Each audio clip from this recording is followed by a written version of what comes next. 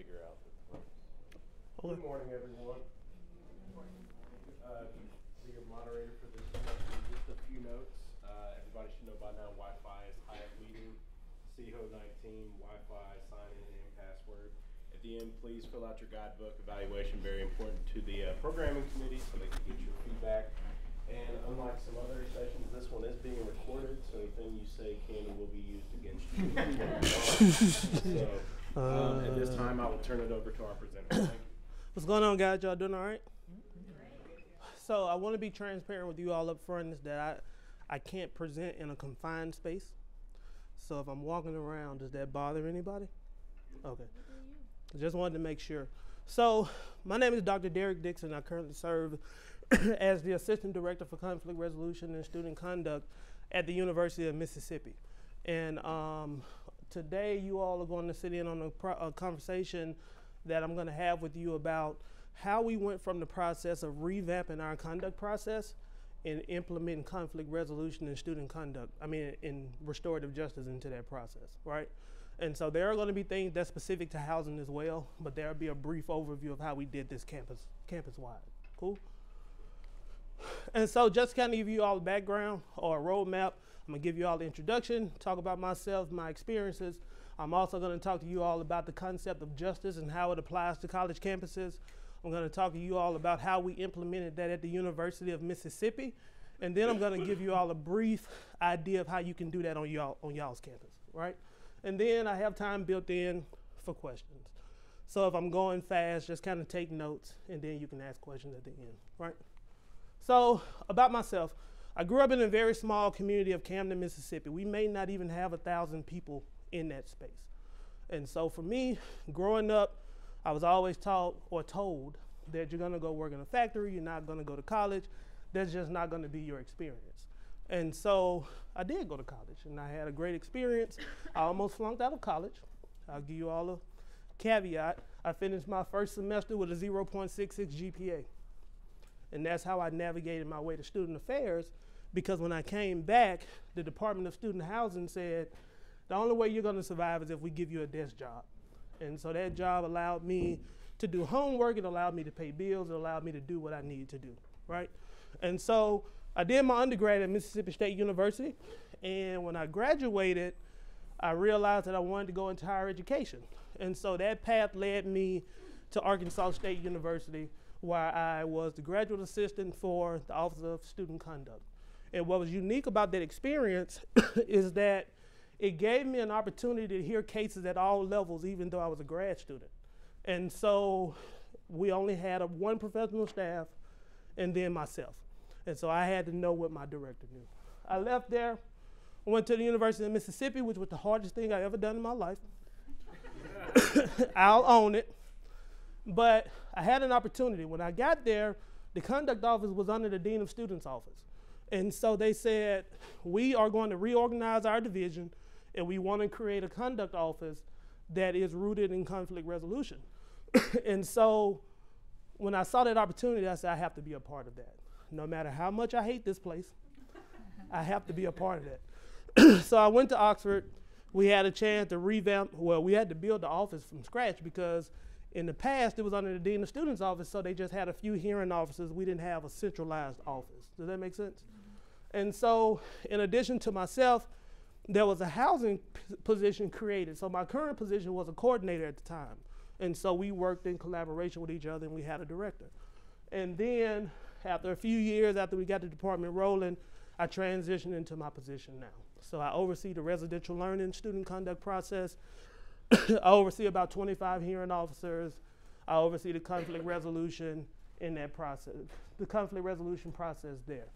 In addition to the work that I do at the University of Mississippi, I've also had the opportunity to start consulting regionally and nationally. So I've spent time with Mississippi Valley State University. I had an opportunity to train their res learning staff on conflict resolution.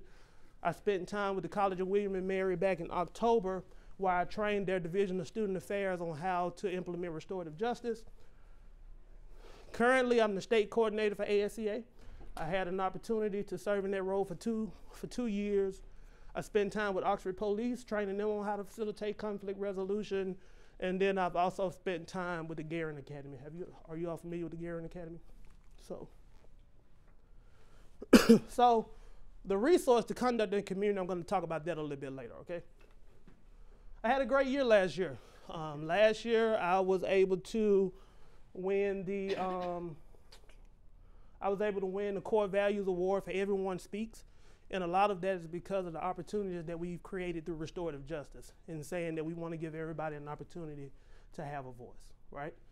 I had the opportunity for the Department of Student Housing. I was their Professional Staff Member of the Year, something that's not normally done with conduct because it's always that adversarial relationship, right? And then last year was my greatest honor when I was able to be honored as the Professional of the Year for ASCA. So I had a great year last year.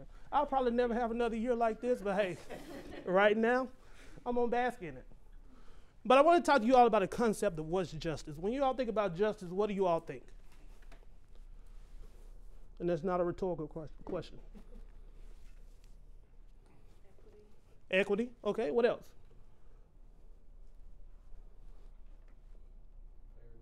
Fairness, okay. When we think about justice, the first thing we got to understand is that the work that we do at the university impacts the system as a whole. What does that mean? That means that when you remove someone from housing or if you do something that impacts that student's progression at the institution, it impacts everybody. It impacts enrollment, it impacts retention, it impacts admissions, it impacts everything, right? And so we have to understand and we have to start looking at our work and see that even though we're in student conduct and we normally work with who? UPD, right? Other housing members, we normally work with the main conduct office. We also got to start transitioning into realizing that we impact a lot more than just that. And so you have to see the work that we do through the system. And so the slide that you see on the screen, how many of you all are familiar with Bowman and Deal and the 4 frames of reorganization? So I got a few hands in the back. And so essentially what Bowman and Deal is saying is that as practitioners, you should view the work that you do through 4 different lenses. So there's a structural lens, so when we think about our policies and procedures, right? There's a human resource lens when we think about how we treat our staff and our people. There's a symbolic lens which focuses on what is the culture of our department and how are we treating that. And also we have the political lens. And we all know that in our field, we have to navigate politics from time to time, right? And so through any of these lenses, conflict could be there. But if you don't understand what lens you are looking through, you could be trying to resolve a structural problem, but really it's a human resource issue, right? And so we want to make sure that we're seeing it through the lens that we should. But I want to start with a concept called retributive justice. And when we think about retributive justice, that's typically your traditional criminal process, right? So when an offender is punished and has suffered in a way that is proportional to the transgression, so you got just desert, right? In the criminal process, how often does the person who was impacted, how often is their voice heard in what the outcome is or what the resolution should be? Not a lot, right? Sometimes maybe, but not a lot. And when you look at the images on the screen, you see the eye for an eye, you see the gavel, somebody being crushed by a gavel, you see Lady Liberty holding her scale, crime and punishment, and those are things that we typically associate with our criminal process, right? But the Honorable Judge Justice Blackmon, he said that school regulations are not to be measured by the same standards that prevail in law and criminal procedure. So what does that mean? That means that our process should not mirror a criminal process, right? So our process should not be designed to look like a criminal process. And so there are a lot of processes are. I think it's most important that you have a process. Some institutions don't. But if you have one, we also want to start making the transition of making sure that it doesn't look like a criminal process. Does that make sense? So Justice Chief Warrenberger said, our system has become too costly, too painful, too destructive, too inefficient for truly civilized people. So instead of being instead we're mesmerized with the simulation of the courtroom contest, that we forget that we ought to be healers of conflict. And so when you think about the work that you do, what does it mean when you hear that we should be healers of conflict? Not a rhetorical question.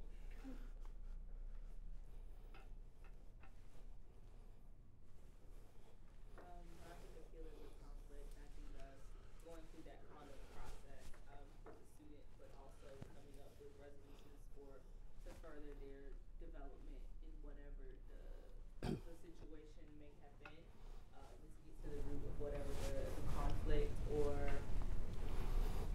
potential crime was. Mm-hmm. Absolutely. I had a group of young ladies that I'm not lying. They fought every time they saw each other. Literally.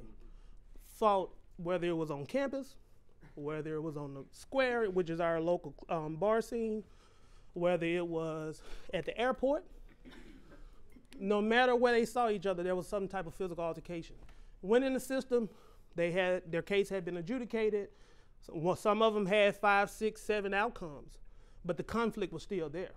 And so until we sat down and truly resolved the conflict that caused the issue, those students didn't stop going through the conduct process until that point. Does that make sense? And so we want to look through the lens of figuring out, yes, it's great to adjudicate a case, but did you resolve the conflict that got the student in that position in the first place, right? And so when students come into our community, a lot of times they're going to try things they may not have tried before, right? Because they've never had the freedom to do so. And so they're at that crossword road of trying to figure out, okay, I know that I've been told that this is wrong or right, but how am I going to have my life experiences to put me in a situation where I can see that firsthand? And so for us, a lot of time, we're the first individuals that hold students accountable, right? And so we have to look at it through the lens of, how do I help this student understand that there are real life consequences and repercussions associated with what they may be involved in. And so for us, a lot of times, how many of you all are familiar with Kohlberg, stages of moral development? So Kohlberg said there are 3 stages of development, and it's also broken down into, each stage is broken down into 2 conventional stages. But for the purpose of the presentation, I'm not gonna break this down. Kohlberg can go on forever. But essentially, what Kohlberg is saying is that for the purpose of our process, what we're saying is that when a student comes into our institution, they're usually at level 1. So I'm not gonna violate policy because I don't wanna get in trouble, right? Great, we don't want you to violate policy. But we're hoping that as they navigate through our community, they can get to level 2 or 3, which is level 2 saying, what's your name? Wesley. Wesley, let's say if Wesley has been engaging with a student and Wesley have a relationship with a student, and now the student is saying, I'm not gonna violate that policy because I don't wanna impact the relationship that I have with Wesley, right? Which is great. They're understanding how they can impact others. But ideally, we want students at the point where they're saying, I'm not gonna cause harm or violate this policy because I know the impact that it has on the community as a whole and other people. I understand that if this person is sexually assaulted, how that's going to impact their life moving forward. Does that make sense? So that's the basis of where we are. And so through that, when we were developing this process, we also wanted to get to the point where, how do we educate students and put them in a situation where they're actively engaged in the process? How many of you all give sanctions and then students don't want to complete them, or they don't complete them? A lot of time what we found is that because the students aren't engaged in that process, they're less likely to complete it. Does that make sense? And so here where you see the social discipline window, so Walk Tool says that they developed the window, and there is a vertical line that focuses on control, and the control is the control that we have over the process, right? And the support, which is the horizontal line, focuses on how we support the students and how we pull them into the process, right? And so when you have a process that's high in control and low in support, that's where we typically get into those punitive outcomes, because you're just dictating what the student should do, right? When you get to a situation where you relinquish all of your control and you don't give them any support, you start to neglect the students, right? You're not really resolving the issues that need to be resolved. On the other hand, if you give the student too much support and you don't have any control, you're really being permissive because you're not going in and you're not resolving the issues that need to be resolved. But where we want to be is here in a restorative window where it says that I have a high control of this process and I also have a high support for this student. And so I'm pulling him into this conversation so that he can have an idea of what it needs to be done to resolve this issue. Does that make sense? And so being heard is big. Can somebody read that quote for me? Anybody? Being heard is so close to being loved that for the average person they are almost indistinguishable. What are y'all's thoughts when you hear that?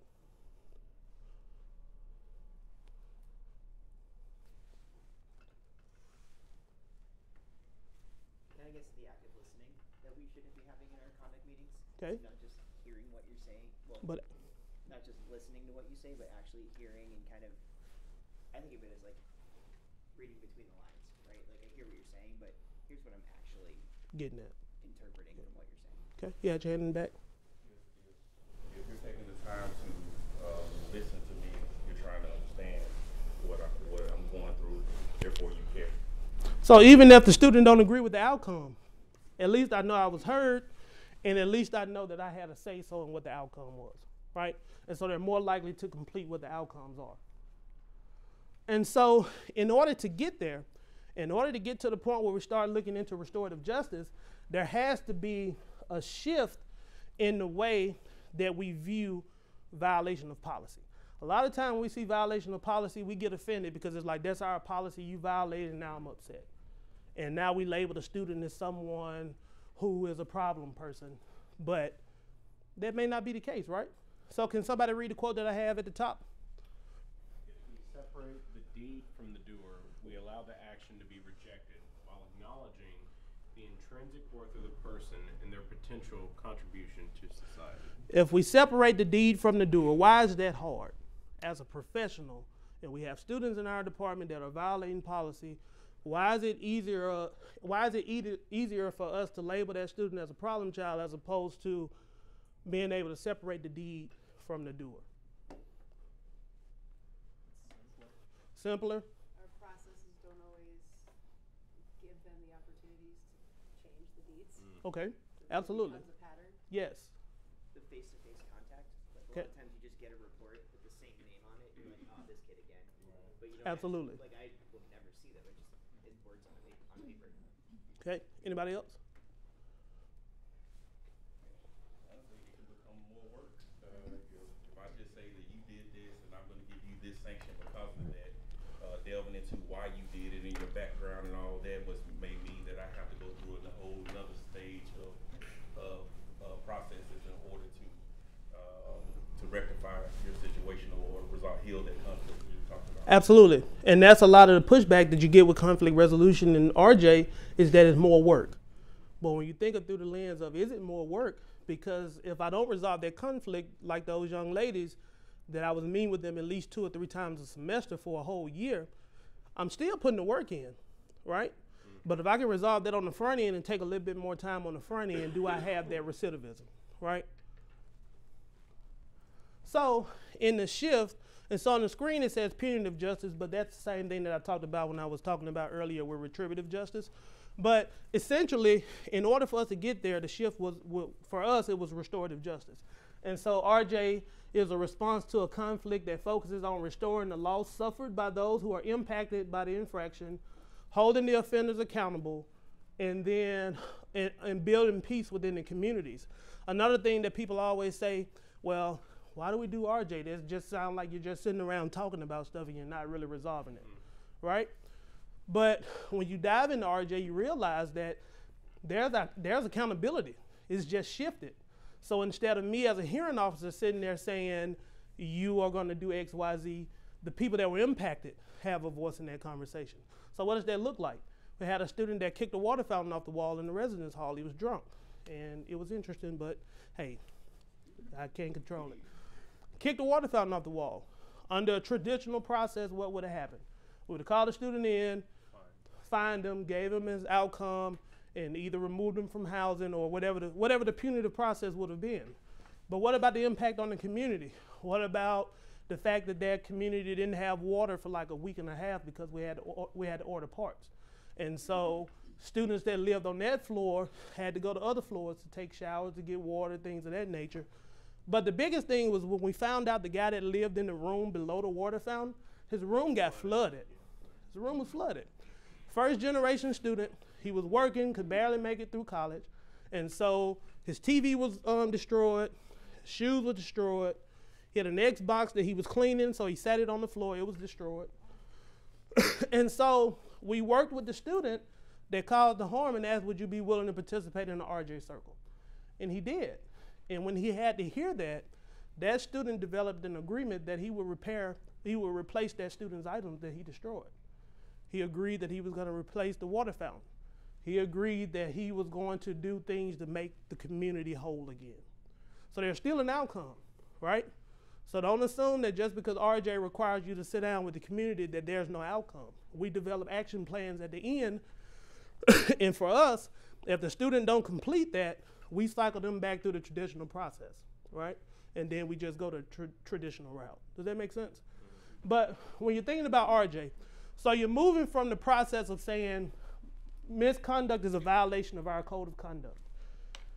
That violation creates guilt, and justice requires blame and punishment, and the central focus is on who offended, right? But when you're looking at RJ, you're focused on misconduct is a violation of people in relationships.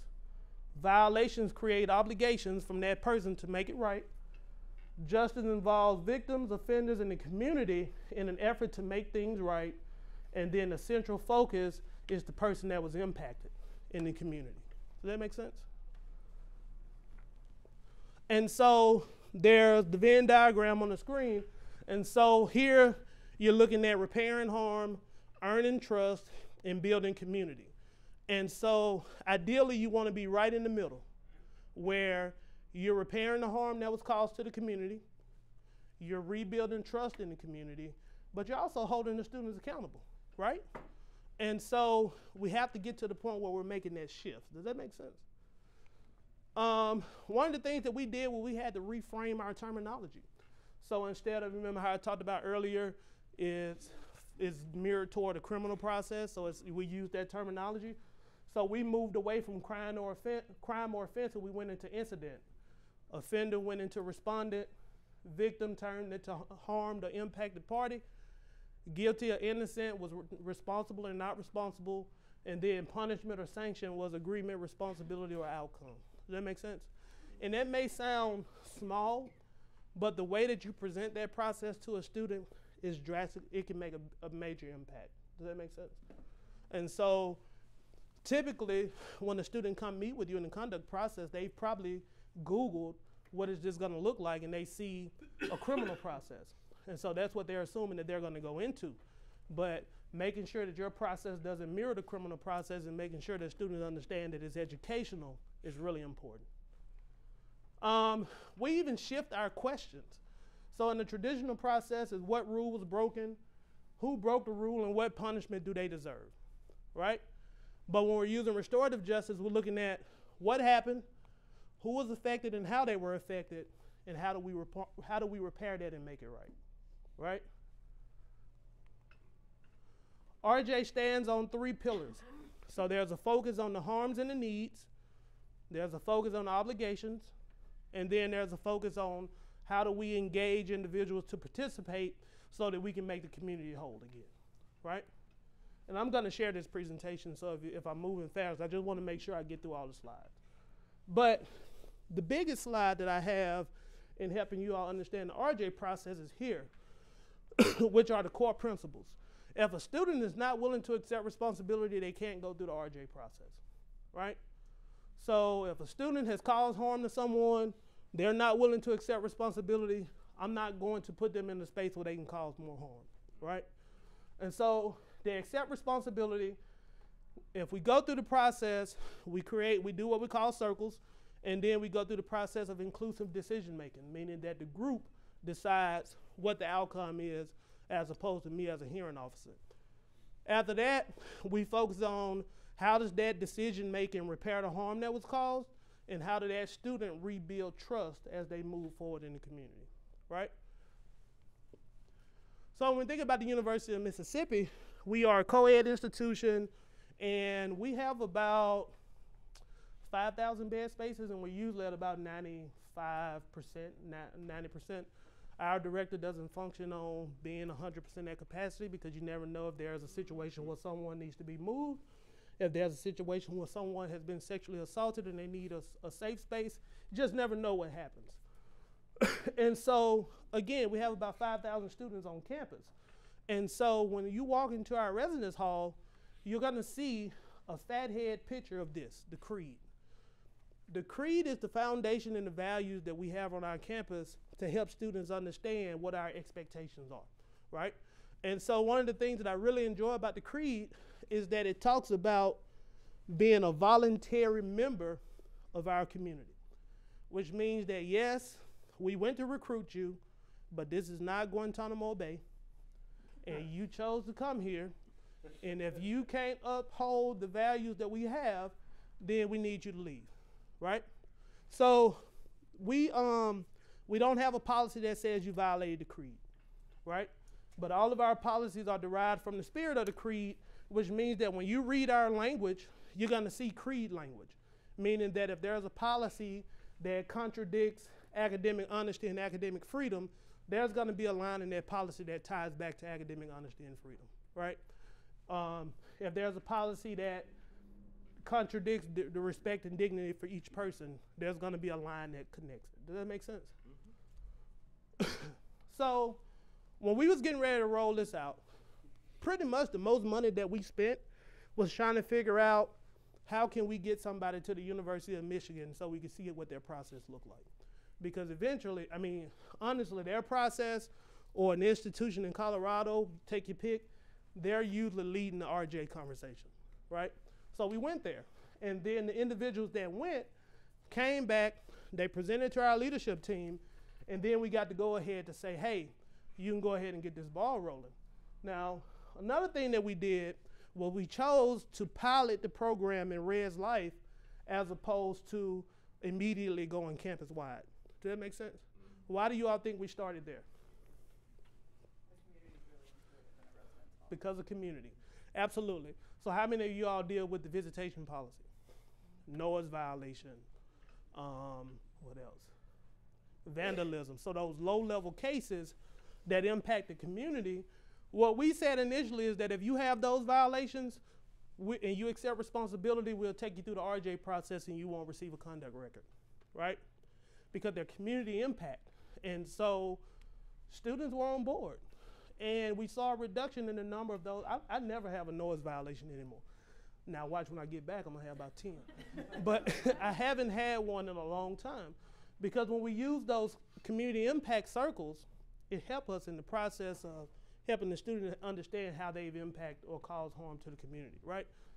So next thing we did, you know how I talked about our policies reflect the creed?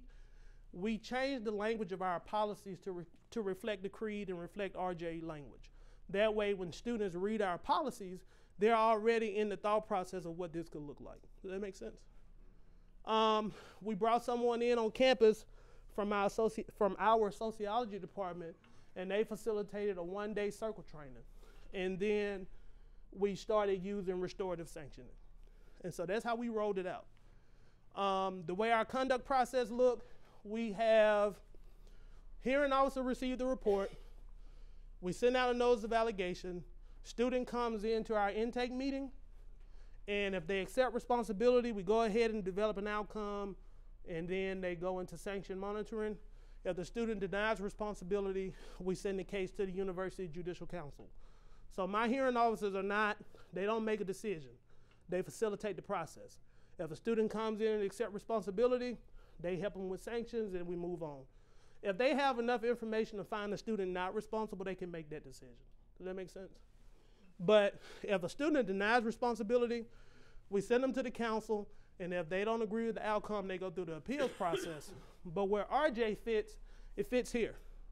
So if in this intake meeting, If a student demonstrates that they accept responsibility and they are willing to make things right, we then shift that conversation to what forms of conflict resolution can we use to resolve this issue. Does that make sense? So, how many of you all have a residential curriculum? So within our residential curriculum, we have an educational priority which states that through transformational and purposeful experiences, students living in the residential communities will become engaged scholars in responsible citizenship. And so where conduct in RJ fits is the responsible citizenship, right? Because everything that we do in our department, we have to make sure that it fits within the curriculum, right? So before I could get into the point to implement RJ and conflict resolution, I had to do some revamping of the conduct process, right? How many of you all have housing people in your housing conduct staff? So my position wasn't new, but it sat vacant for about 2 years because they was trying to reclassify it, right? And so when I got there, I had to develop a case management review plan because at that point in time, we got about 25 hearing officers. Everybody was doing their own charges. Everybody was creating their own cases. So it was a mess, as you all would imagine. So I had to create a plan in which we was gonna manage and review cases. I had to facilitate a lot of difficult conversations, especially for those people that were not doing what they were supposed to be doing, right? And so had to pull them to the side and say, hey, this is the direction we're going, and the behavior that you're showing is not appropriate, right? But I also followed up those conversations with how can we make this process better, right? So if you're doing things that are not appropriate, but you think there's ways we can do it better, I'll include you on that conversation, right? So from there, we went to the process of developing a case distribution process, meaning that, let's say one of our buildings may have hundreds of cases in a semester. And then the other building may have what, 10, 15 cases? And so what we do, every Friday, myself and the area coordinators, we all come together. Let's say if we got 30 reports, we split them. One person take 10, I take 10, and we sit there in that meeting and we create cases in real time. And then we line all our hearing officers up and look at what their caseload is, and we give them cases based on who has what. Does that make sense? That way we are able to evenly distribute that. But most importantly, we shifted the way that we were doing training. And so in the past, when you look at a training schedule, you may look and see that you got incident report writing Monday of week 1, and then you don't get anything else conduct related until Tuesday of week 2, right? Or you'll have Title IX in on Monday, and then the BERT team or whoever else is a campus partner may not come in until the next week, right? So our hearing officers were getting the information, but there was no connection. Does that make sense? And so we created a boot camp, and we essentially take everything that's conduct related and we put it into a 2-day training process. So day 1 is all the campus partners that we work with. Day 2 is where I sit down with them and go through conduct and what that looks like. Does that make sense? Mm-hmm. And so what we saw is that that our staff was able to make those connections because they could see how those various pieces work together. But eventually we got to the Creed Justice program. And so we named it Creed Justice because we wanted to tie it into the University of Mississippi's Creed. And essentially, we're there to support students as they overcome mistakes. We want to help students engage in character development with an emphasis on ethical decision making. We want to help them resolve conflict at the lowest level possible.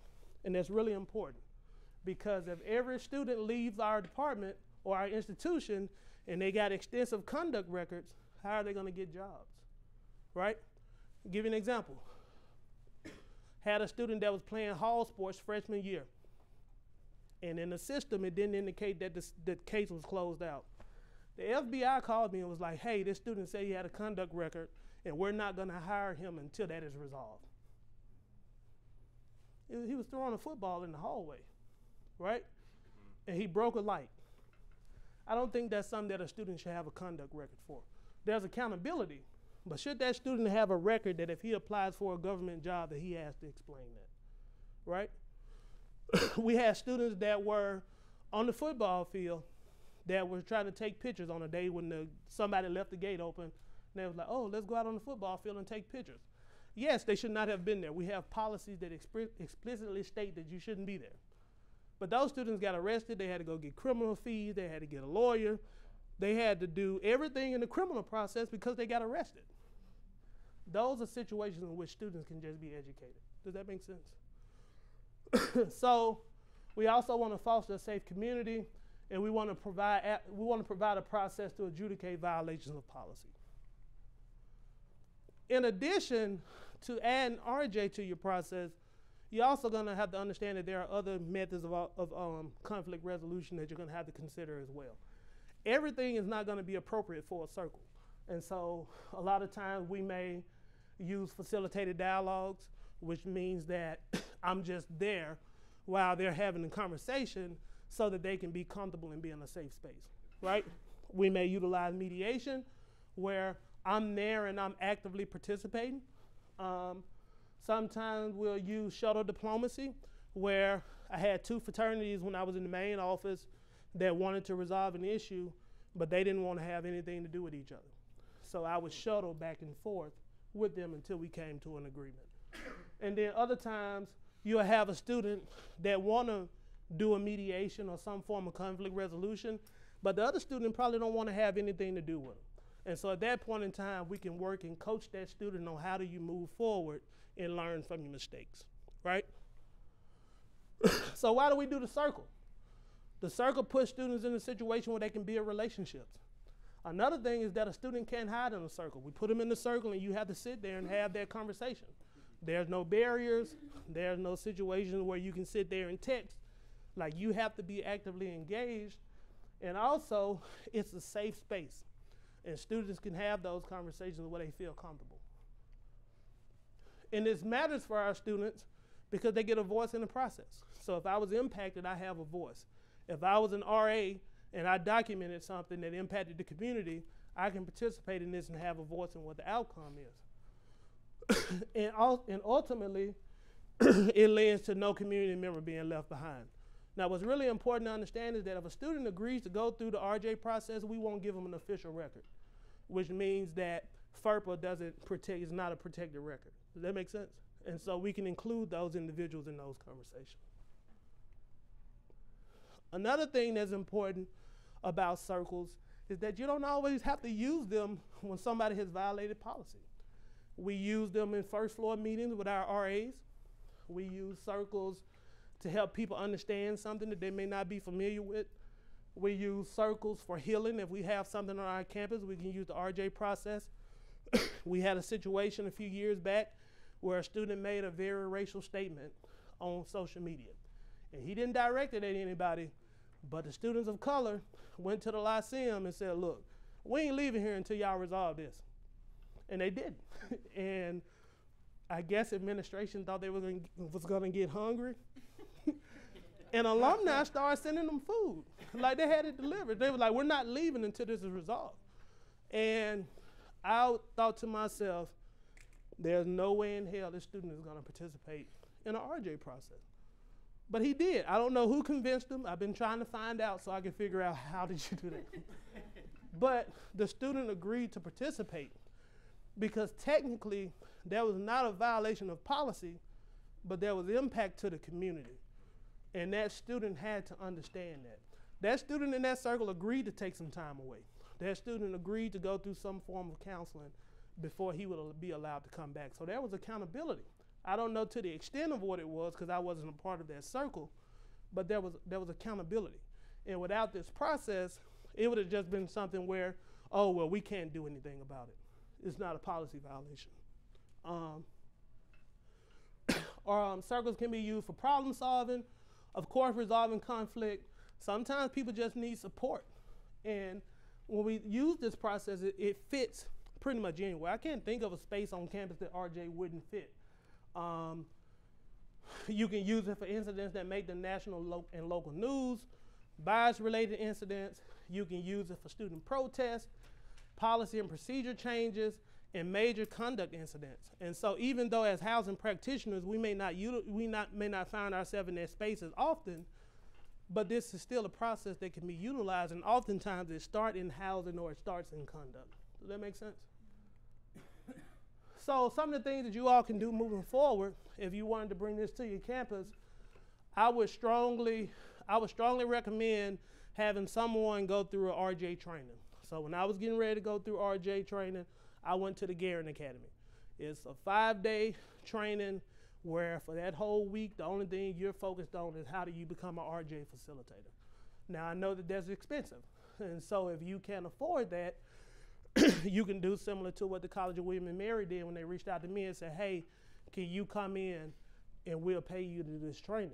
Or I've had situations where schools have said, we really don't have the resources to pay you, but we can do other things to help with your time. Does that make sense? So however you need to do that, I would recommend getting some form of a training. We also developed a conflict resolution and RJ committee that was tasked with figuring out how do we change the policies?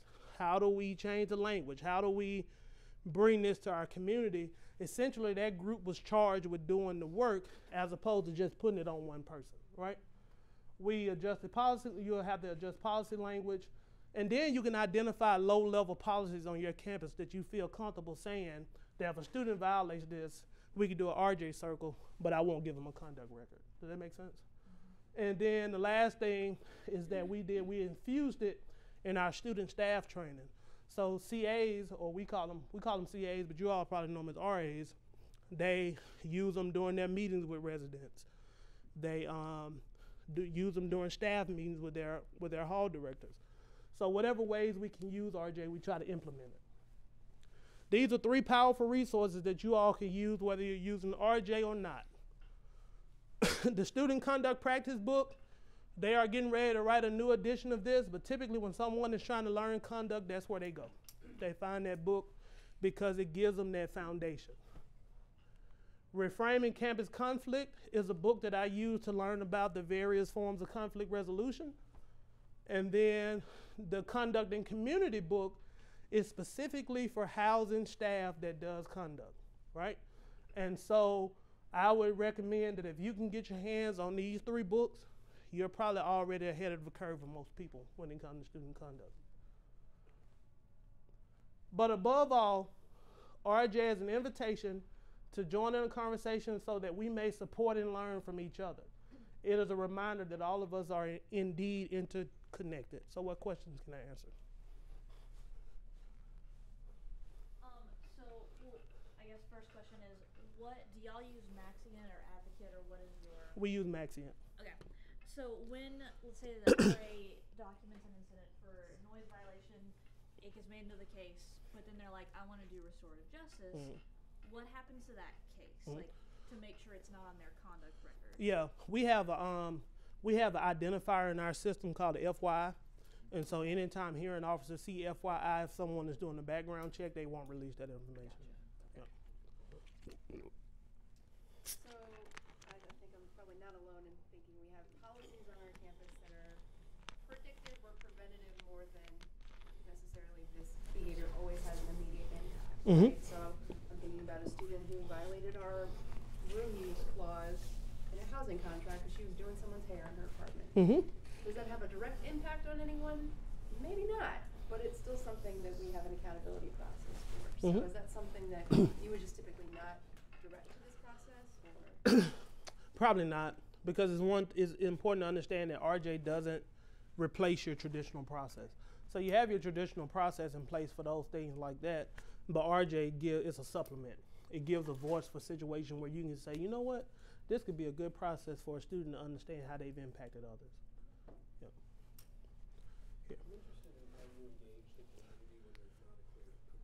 So an example is RA on rounds, it's a noise violation. RA on rounds, to your example, finds a student who's throwing a football and breaks a light. No one from the community reached out to us. I see my general counsel screaming about FERPA and student records if I try to outreach. So how do you navigate that? So essentially, I'm trying to make sure I understand your question. You have a situation where something has happened, but we don't know who did it. Or more so, we catch the person doing it. So maybe someone's blasting music, and we address that violation. The RA does that. there's probably a community impact, but say no one from the community told us. Mhm. RA found this on rounds. Absolutely. So I want to engage the community in an RJ process. How do I do that when we don't necessarily have a complainant that came forward to Yeah. us? And so again, in a situation where we don't have that community impact, forcing it through an RJ process may not be the best approach, which is why I talked about if you're gonna go RJ, you almost have to do this. Okay. And so that could be an opportunity where you can help that student through coaching to help them understand how they're impacting the community in a one-on-one setting. Gotcha. Okay. Two of those examples that they gave in my institution before, depending on what the I keep saying crime, the violation was, we have something called educational meetings. We still put educational meetings into Maxient, but they do not go toward their record. They're more so if you notice a pattern. Absolutely, they're for tracking purposes. Absolutely. So we keep the educational meetings on the hall director or whomever level, but we do so that everyone can see that this is the conversation that we're having with the student, just so that they know what potential consequences happen if this continues. Absolutely. Does anybody have a question? So my question is, how have you maybe assessed your impact of your conduct process in terms of what you were talking about at the beginning, graduation rate, retention rate, and then how, and if there's data that you kind of seen, how have students indicated that they're learning in the process? Absolutely. So we are in the process of doing that now. And so with our conduct process, I'm building the assessment for that now. But we have a new assessment plan for our division. And so each semester, a department has to assess a different part of their process. And so for student housing, this year the focus was on residential learning. And as a part of residential learning, they wanted to assess the RJ process. So I'll have that data in this summer. But right now, when I read the data, the students, because they are required to do some form of reflection in the end. The students understand, based on my interaction with them and based on the fact that I'm not having future conduct meetings with them, but that's just anecdotal numbers right now. So it's coming. So, yeah, Jan, about them. Yeah. I think someone had mentioned before about a lot of times with the student conduct, I think especially with like our hall staff, I just want to get this done and get it over with because I hate student conduct. Anyone else? No. So how did you get buy-in from the 25 hearing officers who were kind of doing their own thing, and now you're bringing them into this timely, lengthy process on top of everything else that they do? I think one thing that benefited me, and I understand I have a privilege here, is that when we committed to moving to RJ in housing, they created a grad position that only does RJ. So I have a grad student for restorative justice. And so when I'm having those gaps with getting buy-in from other hearing officers, my RJ grad can help push that process and stay on top of to make sure it's rolling well. But another thing is the way I frame my conversations with my hearing officers, because they hate conduct. Like, they hate it. And I get it. It's not everybody's thing. But at the end of the day, the skills that you're developing through that conduct is going to put you in a position to where you can advance. So those intake meetings that you're having with students and holding them accountable turns into holding staff that you're supervising accountable. Same concept. You're calling them in. They've done something. You got to hold them accountable, right? It's teaching them how to navigate in gray area. So we often have times where someone will say, well, I know everything about this department. I know all the positions, but they've never demonstrated any leadership or decision making. And so someone comes in that has done that and they get the job over them because they understand how to navigate gray area, right? And so I've reframed how I present conduct to them to help them understand how it supports them moving forward as a professional. Thank you. I know you talked about using this in particular violations versus the pilot program. Have you used this for maybe non-policy related conflicts between students, like roommates or suite mates? And how has that helped with either the number of relocations, the number of interpressures you've had to use? Yeah, so I'm actually doing another presentation at 115 about how we revamped our roommate mediation process to include this. And so in typical roommate mediations, not mediation, but roommate agreements, we see yes or no answers. Like, oh, what do you think about this? Or do you mind if I have guests, yes or no? And so we created text box, and so they're able to write more about this is what my expectations are. And so what happens is when we have someone that violates, when we're having a roommate conversation or a roommate issue, we go back and pull that agreement, and then we can have that conversation about understanding how you impacted the rooming or the living condition based on the fact that you're not holding up your end of the deal. And then we'll use a collaborative approach to revamp that roommate agreement. And then once it's revamped, these are the new expectations that we're functioning under. And we thought that we're gonna have, like last year, we moved to the process where I think up until November in the fall, a student could just move if they chose to do so. So we thought people were just gonna be running to move, but what we found was students really want to stay in the space they're in, they just want the conflict resolved. Yeah. Yeah. We got about 10 minutes. What other questions do we have? Back and then we'll come here. In terms of your process, when do you assign centrally, or does your officer assign the charges? So the way the process is set up, I get all the reports, so I see everything.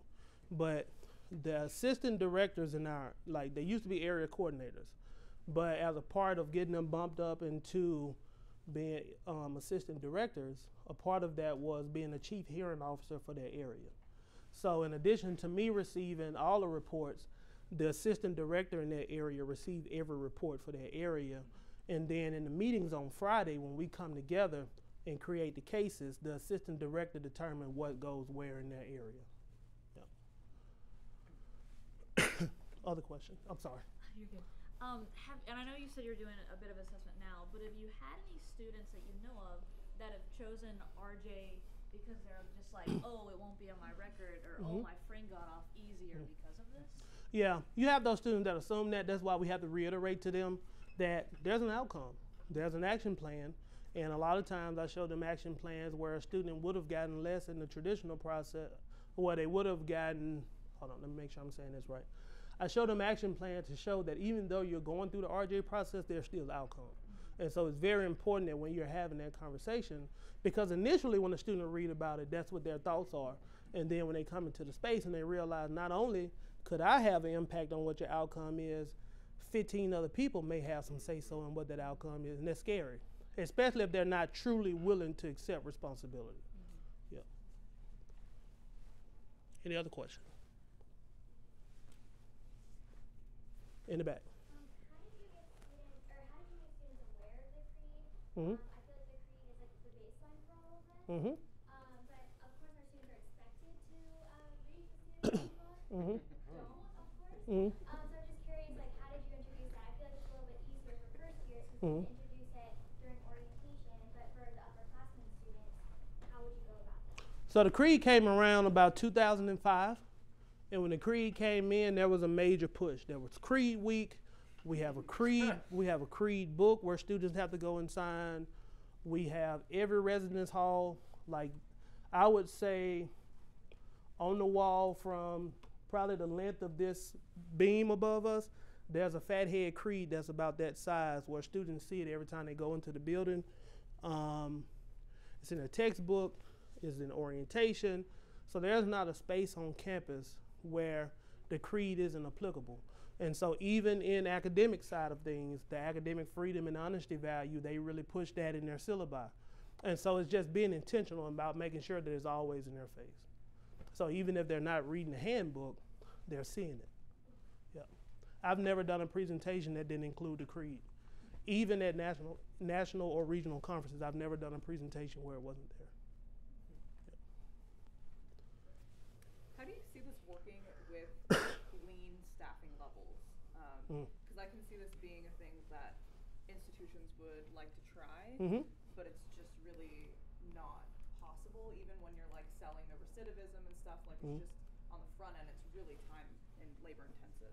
Absolutely. Personnel. And I would say to that, one, yeah, I would try to sell the recidivism and the time, but you don't have to make any adjustment to your process to help students understand how they impacted the community. Right. So in the intake meetings where my students are having one-on-one meetings, even if we know it's going through the traditional process, we're still asking what happened, who was affected, and how can you repair that? And so A lot of institutions may not be able to do a full-blown RJ process, but you can still help students understand the foundations of what you're trying to get at in terms of how can you repair the harm to the community. Other questions? I went through a lot. I appreciate you all for taking the time to come in and engage with me in this presentation. I know that a lot of times it's a tough sell to move away from a traditional process, mainly because of staffing and mainly because you don't have that time to do so. But we do a great job of educating students on how to become whatever it is that they want to be, right? But as student affairs professionals, we're also tasked with helping them understand what they need to do outside of the classroom, right? And so for us, helping them manage conflict is very important. I don't care if you got a law degree or you're a doctor, if you go to work and you do something and you alienate yourself from the community, right? I don't care if you understand everything in a textbook, but you don't know how to engage with people. And that's very important. And so helping those individuals understand how they impact the community is our job.